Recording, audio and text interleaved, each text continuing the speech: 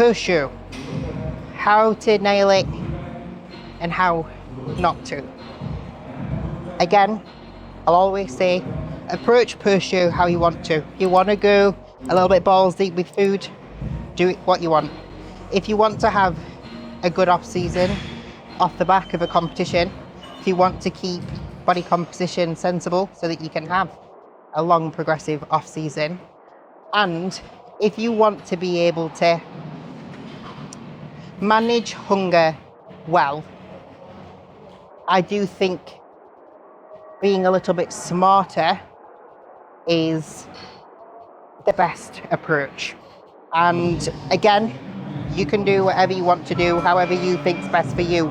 I take a lot of inspiration from other female bodybuilders, because those that are at the top of the game, and I'm talking people like Sydney Gillen, Michaela Aycock, when you see them, even there's a figure lady who just won the Pittsburgh Pro called Natalia. I'm not going to throw in her last name because I'll probably say it wrong because I know that it's Spanish.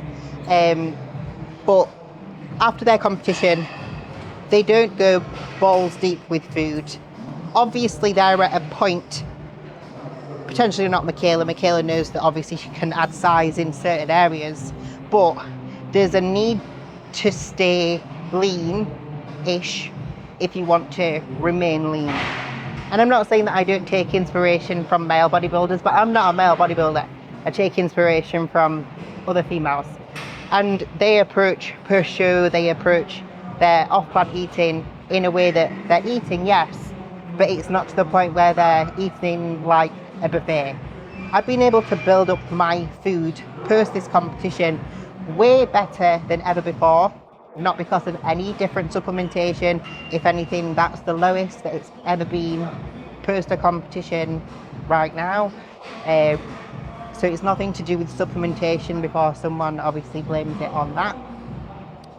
But usually, obviously, both myself and Kuba finish competition prep at the end of our competing season together, and then we usually take quite a lengthy off season. So we'll do a couple of days where we enjoy each other's company. We'll go on a little trip for maybe a day or two, and we'll enjoy a couple of meals together. Obviously, Kuba's in prep, so I've not had that to do, if that makes sense. I didn't feel my best post show, so I didn't get that kind of initial spike in body weight. My body weight pretty much went up about a kilo, literally more so from just traveling, feeling very tired, feeling a little bit sick, etc. Then it dropped back down, and then we were able to just kind of keep progressing the food. And that's just because I've allowed myself to stay really hungry. And when I say really hungry, I probably felt more hungry, worse than all of my peak weeks, for about 2 weeks per show. Because when you get that first initial bump in food and you get that kind of drop in fatigue, the hunger gremlins come screaming so loud, it's unbelievable. And if anybody has been really lean and dieted for a really long time, you'll really understand what I mean by that feeling. If you don't understand that feeling, you've never been there, which is also fine. If you obviously do bodybuilding and a competition prep, you might actually get there and you might be able to feel that, but it is very difficult, and you want to eat more foods. I'm not saying that everybody wants to eat lots of shit food, but everybody kind of wants just more because they're so hungry. But if you can really hold on to it, and how I've approached this time after my competition, it's probably made me realise how others, especially like people who I coach, really aren't sticking to it. And that, again, is nothing against anybody, because it's the first time that I feel like I've truly nailed it. But being able to build up my foods, my body composition is the best that it's been at 4 weeks per show. My foods are super high for 4 weeks per show. I'm able to get really good pumps, really good sessions, really good progression. My mindset now at 3 weeks, my mindset from about 3 weeks per show, I'm now 4, was so good when it came to my food relationship. The difference between nailing a post show and not is literally just your adherence. Can you stick to plan?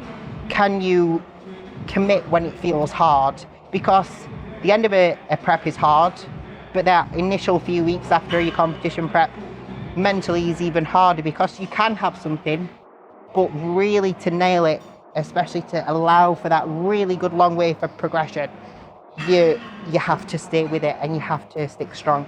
And I do believe, because obviously I've not had that someone else to enjoy that kind of post phase with, I do believe that that's why I've been able to stay much leaner. It's like right now I am 4.5 kilos up from my stage weight, and I definitely am not as lean as what I was on stage. You can tell that from my face, but my body composition is not bad at all. I feel good, my foods are high, I could take or leave an off-pan meal, and I do believe that that's what's going to help me progress more now as someone who's going to the Olympia, being able to keep it tighter, because at the end of the day, I don't really need to build too much more size. For me, it's refining and making sure that that condition is absolutely on point every single time, no questions asked. And that's from being able to nail a per shoe, keep it tighter, still enjoy an off-plan meal. But I mean, I never have been someone to go balls to the wall, but if you are someone that is, maybe just don't see it that way. Enjoy it for what it is, enjoy the company, and smash your per shoe. You will feel hot, you will feel like it's hard, but it's so worth it, especially for how good you feel. It's like, I hate feeling fat, and if you let yourself go after your competition prep, like, you can get fat so easily and so quickly. And if you can keep it tight, not only do you look better, you feel better, so you perform better, you want to, I don't know, just mentally I feel loads better. So if I can give anybody any bit of advice, nail your first show, be able to stay adherent, and your chances of success will be far greater. As a general rule of thumb, post a competition, I would say in your first week, you probably will see a bounce up of about 2 to 3 kilos. If you're a male open bodybuilder and you've done things like water manipulation and stuff, might be a little bit more, but general rule of thumb, especially as a female, around that. And then after that, as you progress through your off season, kind of 0.5 kilo to 1 kilo per week max in terms of weight added will have you at a really sweet spot. And if you can really nail that, you really will be able to make some good progress. Obviously for me right now, I'm not trying to put on a lot of weight. I would say sitting around, when I get to kind of 12 weeks out from the Olympia, about 9 kilos, 8 kilos up from my stage weight will be enough food, me feeling fresh, my body feeling good to be able to pull back down. One of the worst things that people do when they qualify earlier in the year and then obviously compete later in the year for the Olympia is try to hold on. Your body gets knackered, everything gets fucked, and then you really struggle mentally and physically. You have to let that rise a little bit to be able to come back down. And I'm confident that we can get it right. Am I saying that prep's not going to be difficult? Absolutely not. It will be hard because it's my first time competing in competitions very close together. But mentally I know I can get through it, and I'm very confident that Kuba can support me physically to be able to get there as well.